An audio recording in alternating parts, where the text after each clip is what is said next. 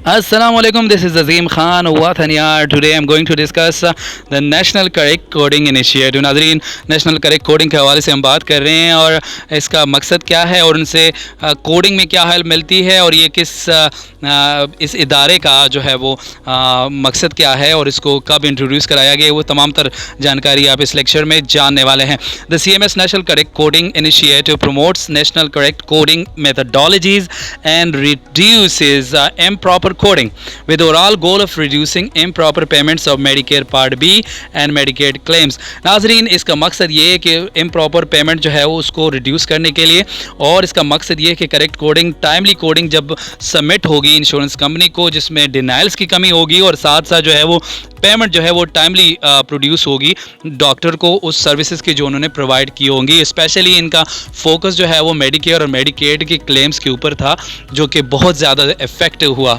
CMS developed the NCCI program to promote national correct coding of Medicare Part B claims. CMS owns the NCCI program and is responsible for all decision regarding its content. CMS develops the coding policies based on the coding conventions defined in the American Medical Association's CPT manual, national and local policies and edits coding guidelines. Developed by national societies, analysis of standard medical and surgical practices and a review of current coding practices। नाजरीन, इनका मकसद यही था कि जितने भी societies में या यूनाइटेड स्टेट में CMS ने जो गाइडलाइंस डेवलप किए हैं वो उनका मकसद यही था कि उन पॉलिसीज़ को जो वो बनाते हैं कोडिंग से रेलेवेंट, उसको प्रॉपर तरीके से इम्प्लीमेंट किया जा सके। इसके अलावा मेडिकेयर पार्ट बी के क्लेम्स को खुसूसी तौर पर जो है वो फोकस किया गया है, जिसके रिज़ल्ट बहुत अच्छे मिले हैं और उनसे CPT कम्बिनेशंस के बारे में बड़ी हेल्प मिली है और उनसे वो करेक्शन जो है वो टाइमली हुई है और उसके बेस पे जो है वो पेमेंट जो है वो मौसूल हो जाती है।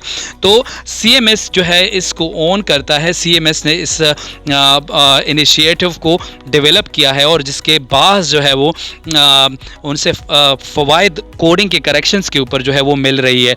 तो ये बहुत अच्छा हिकमत अमली है इनकी तरफ से। What are the 3 types of NCCI edits? 3 types इनके हैं, वो कौन से हैं? NCCI includes 3 type of edits. Number 1, NCCI procedure to procedure edits.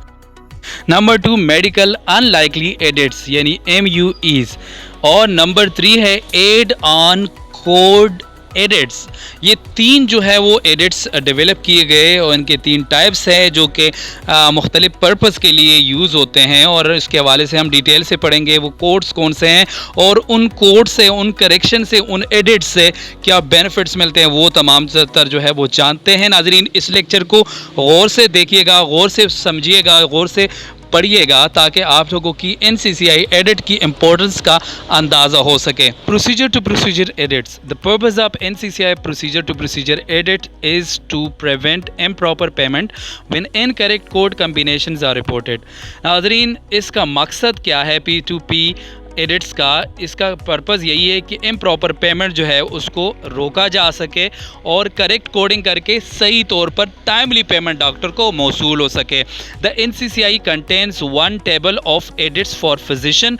NCCI edit जो है वो एक टेबल उसका मुश्तमिल होता है फिजिशंस का और या प्रैक्टिशनर का, and 1 table of edits for out patient hospital services का, और एक टेबल क्या है आउट पेशेंट हॉस्पिटल सर्विसेज के लिए भी यूज़ होता है प्रोसीजर टू प्रोसीजर कम्बिनेशंस का, कि किस कम्बिनेशन के साथ हम कौन से CPT अलाउ कर सकते हैं, चाहे वो आउट पेशेंट हॉस्पिटल के क्लेम्स हो या वो जो है वो ऑफिस विजिट्स के जो या ऑफिस विजिट के कोड्स हो। उस हवाले से इन कम्बिनेशंस को देखा जाता है फिजिशियन के लिए भी और आउट पेशेंट हॉस्पिटल्स के लिए भी।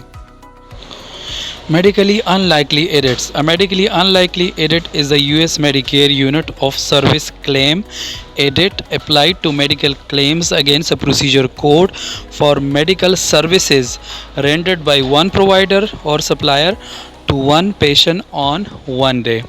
नाजरीन, ये जो एडिट्स है मेडिकल अनलाइकली एडिट्स, ये यूनिट्स के लिए इम्प्लीमेंट किया गया है। और ये जो प्रोग्राम है इससे जितने भी लेट सपोज़ एक स्पेसिफिक डे पे एक स्पेसिफिक पेशेंट को एक ही डॉक्टर मल्टीपल जो है वो यूनिट्स प्रोवाइड करता है, तो उन यूनिट्स के लिए फिर वो प्रॉपरली उन प्रोसीजर के साथ कैसे अपेंड होता है, उस हवाले से ये प्रोग्राम उनका मकसद है कि वो करेक्ट हो और उससे पेमेंट जो है वो करेक्ट आ जाए, पेमेंट पे इफ़ेक्ट ना हो।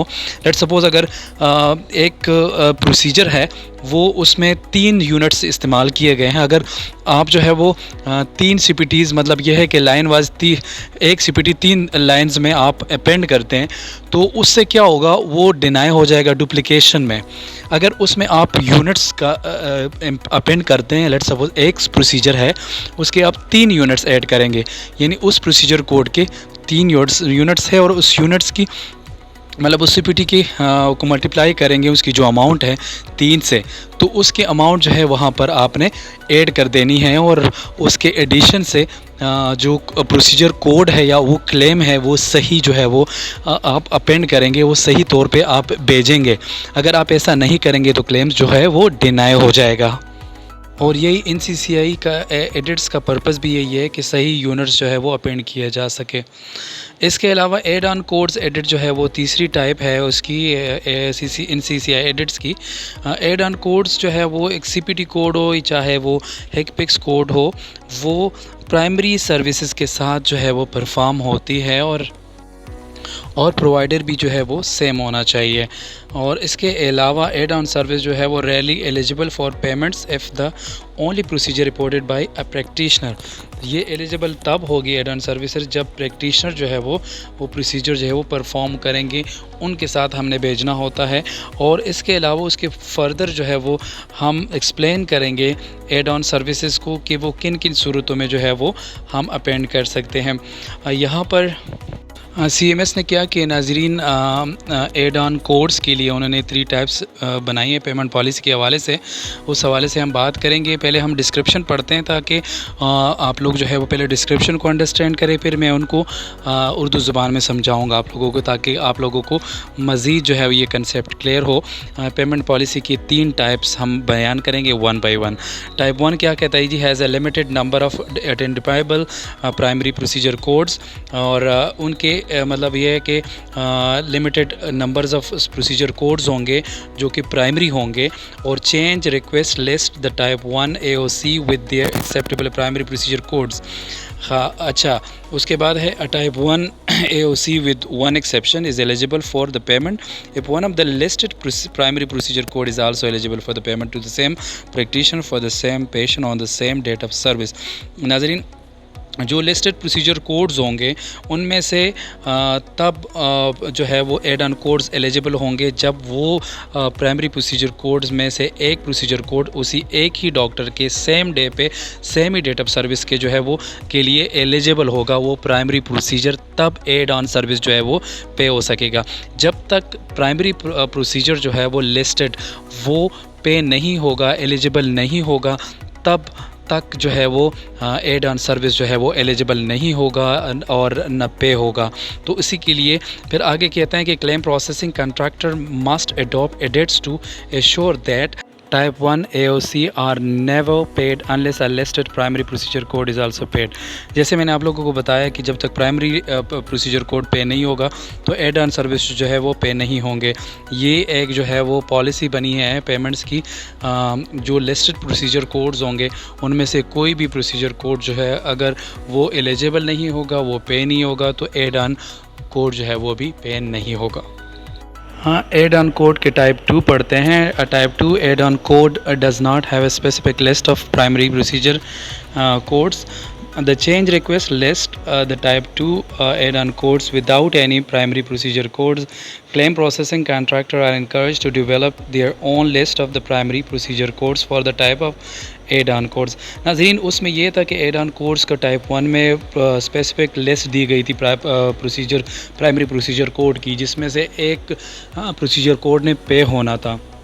लेकिन यहाँ पर आपको लिस्ट प्रोवाइड नहीं की गई है और कंट्रैक्टर को ये इनकरेज किया गया है इस हवाले से, यानी वो अपनी जो है वो प्राइमरी प्रोसीजर कोड्स के लिस्ट दे सकते हैं और उन लिस्ट में से कोई भी प्रोसीजर कोड जो है वो एक्सेप्टेबल होना चाहिए, एलिजिबल होना चाहिए उन सर्विसेज के लिए। जब तक वो एक्सेप्टेबल प्रोसीजर कोड पे नहीं होगा तब तक जो है वो एड ऑन सर्विसेज या एड ऑन कोड जो है वो पे नहीं होगा। तो यहाँ पे सिर्फ डिफरेंस ये है, वहाँ पे एड ऑन कोड को जो है वो एक लिस्ट प्रोवाइड की गई थी प्राइमरी प्रोसीजर कोड्स की। यहाँ पर कंट्रैक्टर जो है वो खुद प्रोसीजर कोड जो या डॉक्टर जो है वो खुद प्रोसीजर कोड जो है वो प्रेजेंट करेंगे और उनमें से भी जो वो प्राइमरी प्रोसीजर कोड जो है उसका एलिजिबल होना ज़रूरी होता है। अगर वो एलिजिबल नहीं होगा उस केस में वो क्या होगा, वो क्लेम जो है वो डिनाई हो जाएगा। एक तो प्राइमरी डिनाई हो जाएगा, साथ साथ एड ऑन कोड भी डिनाई हो जाएगा। तो ज़रूरी यही है कि वो कोड भी एलिजिबल होना चाहिए। नाजरीन, टाइप 3 जो है टाइप 1 और टाइप 2 का जो है वो उनका म्यूचुअल जो है वो उनसे बनाया गया है। और वहाँ पर क्या था नाजरीन, वहाँ पे टाइप 3 एड ऑन कोड है सम but not all specific primary procedure code identified in the CPT manual. The change requires list the type 3 add-on codes with the primary procedure code that are specifically identifiable. However, claims processing contractor are advised that these lists are not exclusive and there are other acceptable primary procedure codes for add-on codes in this type. नाजरीन, यहाँ पर clear बात की गई है कि एक तो लिस्ट जो है वो एड ऑन कोड्स की प्राइमरी प्रोसीजर्स की भी प्रोवाइड की गई है जो स्पेसिफिक होगी। इसके अलावा कंट्रैक्टर्स को भी एड ऑन कोड जो है वो ऐड करने का राइट होगा और वो जो है, लेकिन वो कोड जो है वो एलिजिबल होना चाहिए, वो आइडेंटिफाइबल होना चाहिए, ताकि जब वो कोड क्लेम के साथ जाएगा उस स्पेसिफिक सर्विस के लिए तो वो पे होना चाहिए, वो एलिजिबल होना चाहिए और उसके साथ जुड़ा हुआ एड ऑन कोड जो है वो भी पे होना चाहिए। तो आगे पढ़ते हैं कि claim like the type 1 add on codes type 3 add on code is eligible for payment if an acceptable primary procedure code is determined by the claims processing contractor is also eligible for the payment to the same practitioner for the same patient on the same date of service. नाज़रीन, यही बात की गई है कि जो primary procedure code जो है वो या कंट्रैक्टर की तरफ से है उस लिस्ट में यूटिलाइज़ किया गया है, उसका जो है वो एलिजिबल होना ज़रूरी है उसी सेम डॉक्टर का सेम पेशेंट के लिए सेम डेट ऑफ सर्विस पे, तभी हो जाके जो है वो पे होगा और एड ऑन सर्विस भी पे हो सकता है। Thank you.